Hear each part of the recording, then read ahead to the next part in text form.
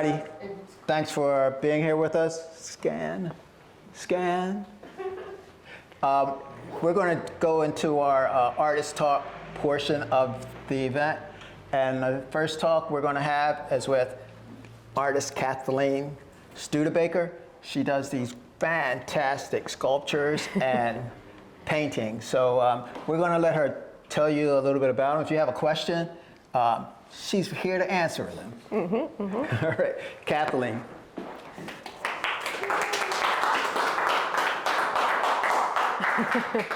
All right, well, hi there, everyone. Thanks for coming today and for listening to me as well. I'm going to try to keep it brief. I have notes, so I hopefully won't get too off track. Like Kenny said, I'm Kathleen Studebaker. I made the sculptural work in here and these three paintings behind me. So I guess the first thing I would want to say is that I'm really into fabrication in the larger sense. I just really love to make all kinds of different stuff out of lots of different materials. And I especially like to make little detailed things with lots of little intricate pieces where I can get in there with like tiny tools and whatnot. And it's just something that I find deeply enjoyable and rewarding. So I make everything by hand. I don't use CNC machines or lasers or any of that newfangled stuff, which is not to say that there's anything wrong with that stuff. And it's totally possible that in the future I could get into that, but at least for the time being, I am strictly a hand maker. And I tend to think of the processes of fabrication as being a really important part of the work itself. So it's not just a means to an end, you know. Now, I also have a thing for narrative and fantasy stories, you know, so I'm a big consumer of fantasy literature.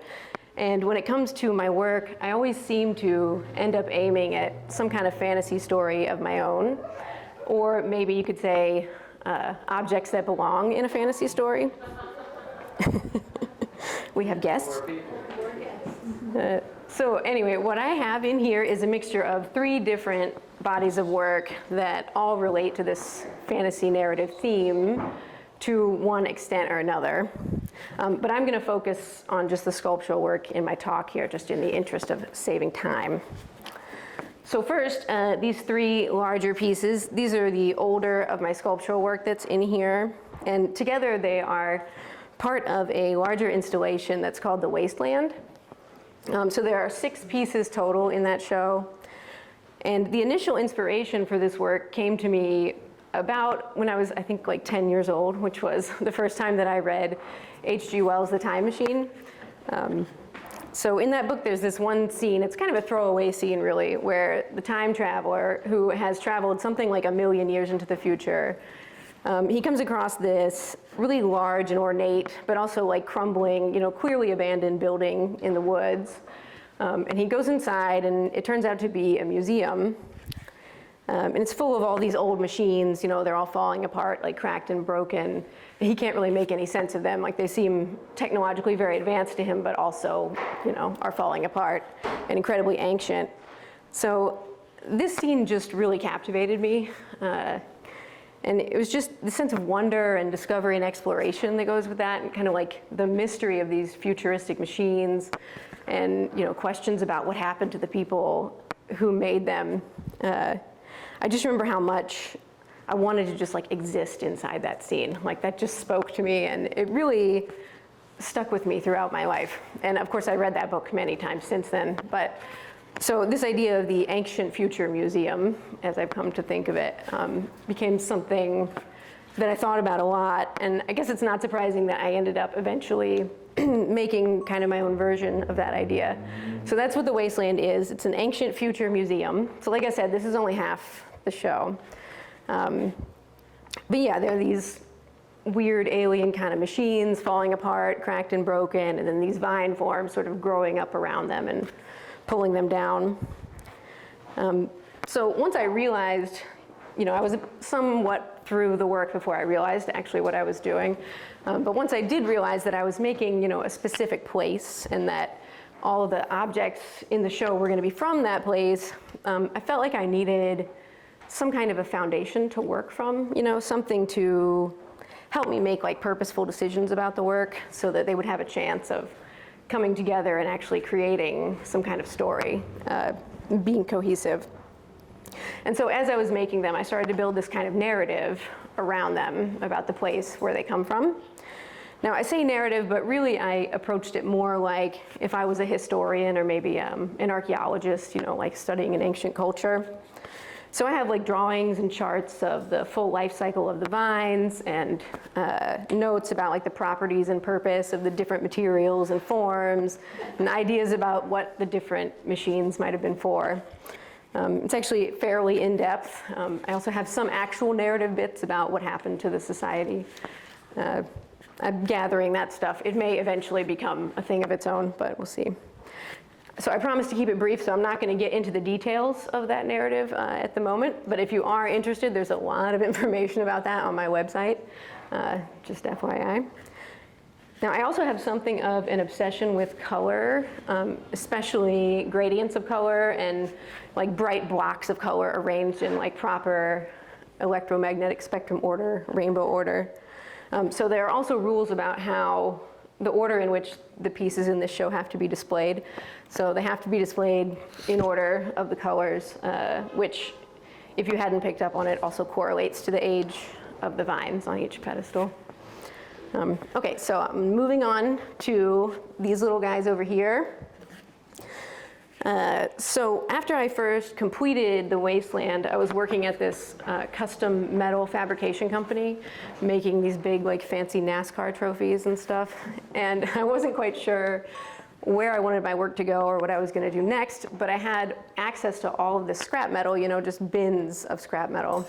And so I just started making gears, because there's something about gears that has appealed to me for a long time. I was obviously already working with them back then. So I think that gears are beautiful objects, aesthetically they're very pleasing, but there's also something incredibly powerful about gears in the symbolic sense. They just, very clearly to me at least, they say purpose, just function, like waiting to be fulfilled. And I wanted to keep playing with this idea of unknown machinery, and so eventually I started putting together these little gear pieces. So this idea is definitely still in development. I'm not 100% sure what I'm doing with these yet, but all of these were completed really recently. And they're kind of based on like astrolabes and sextants and other strange fantasy metal machines. And I guess the last thing I'll point out with these is that I'm still attempting to play with the color on these and to arrange them in what seems to me to be the natural gradient order of the metals, based on the color of the metal, which is obviously a lot more subtle than the color I got to play with over there, but we make do with what we have. So they all move from copper either around the outside or in the center, through bronze and yellow brass, and then to the silver metals, so aluminum and steel. That's all I got.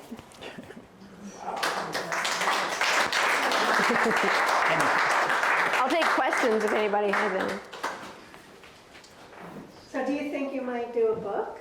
Yeah, well, that is kind of my thought, like with this stuff. And every time that I show this work, I end up putting more time into the pedestals. It's kind of an obsessive problem that I have where I can't stop working on them. But every time I do that, I get re-engaged with the ideas, and I usually end up coming up with more things about the story and writing out more of the narrative and stuff. So yeah, I have a lot of drawings and stuff that relate to this work that were never made into sculptures, all kinds of different things like electricity plants and all kinds of stuff. So maybe one day, I hope I can. It's so interesting when I first saw your little guys here, it reminds me of all the objects that are in the Greenwich Museum in London. We saw this, these things for navigation and... Yeah, that sounds great. Okay, and it's interesting that you mentioned that that's part of a museum. Oh, right. Other pieces. That is so funny. So I put it together, museum and museum. I want to go to that museum. That sounds like my kind of place. Yes. Yeah. Your narrative is very, very strong. Did the ideas develop as you were, as the pieces were developing, did it happen after the shape had come to some kind of fruition, so to speak? It was a little bit of a mixture of those things. So that middle piece is the one that I made first. And it was sometime after that that I decided that I was making like this big cohesive thing. And so I started to create the narrative. So I sort of developed them at the same time, I guess. What type of metals did you use? I don't know if you mentioned painting, adding color, that aspect of these pieces. I guess all of your work, but it has the impression that you use like 2 or 3 different metals. Yeah, there's like maybe 5 different metals. It kind of depends on how you look at it, because there's a lot of different kinds of bronze and a lot of different kinds of brass. And I am using multiples of each because I'm really interested in the color of the metal. Like, I really am obsessed with color. It's just something that I enjoy so much looking at. And so working this way and not painting things, it really limits how much color I can get out of stuff. And so I am, definitely looking at the different types of bronze, because there's some bronzes more red than others and stuff like that. You're a very good communicator. Are you teaching on a collegiate level? No, I used to do that in New Hampshire before I moved to Philadelphia. Okay. Yeah. Thanks, though. So you said over there that you formed all your pieces. Is that the same with the small ones too, or a little bit of both? I'm sorry, in what sense? In the sense that you created all those pieces from scratch in terms of the shapes. Oh, yes, definitely. Yeah. Okay. Yeah, I make the And you were things. talking earlier about how intricate it is to assemble and disassemble Yeah. those pieces, and you actually have like notes that you wrote. Yeah, I have to make fairly detailed plans, because I'll put these together. So I actually make these more or less without a plan. It's a very general plan. I'm going to start with copper in the middle or whatever. But once I get the whole thing together, then I have to take it apart and clean everything and then put it back together so that I can seal it and it can be a finished thing. So in order to be able to put it back together again, I have to have because it's a way I could not hold all of that in my brain at all. So I have to make fairly detailed drawings about how to put it back together and the order. Sometimes I have to do it in a certain order because otherwise it won't go. Depending on what's welded and what's just. That's right, because Through. some things are soldered, so I can't, that means they can only go through in one direction and that sort of thing. Hey, what about the oxidation of the metal? Is it better to be in a box, in the glass? It's a good question, yes. Yeah. They're sealed, they all have lacquer on them. Okay. But still, I do wonder what's going to happen with the color over time, because it's very difficult you can't stop oxidation, it just will not stop. What's the difference between welding and soldering? Is soldering more for smaller Generally, metals? yeah, you would usually use soldering. I mean, there are technical definitions that relate to the heat, the level of heat that you're using, and also what happens to the parent metal, whether it melts or not. But generally, you would use soldering for jewelry, little things, because it happens at a lower temperature. So if you tried to weld something like this, it would just fry it, it would just disintegrate probably. So you said that you assemble it and then take it apart and clean it. In the assembly process, how are you adhering them to each other? You're clearly not soldering. Oh, they're all it's all threaded rod. Okay. Yeah, so there's threaded rods behind all these little Okay. tube things. Yeah.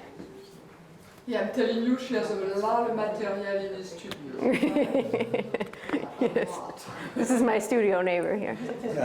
He's approved, I see everything. Actually, she closed the door, she don't want me to see. She's all the time there. I think she sleeps even there as well. She's very hardworking. Occasionally. Sometimes. Why did you stop painting? It was just an issue of time. I loved painting, but at some point, really when I was in graduate school, I just had to choose between painting and sculpture, and I just didn't, I really love making stuff, like I said, so, you know, it was really just a practical thing, like I just didn't have time to do both. So.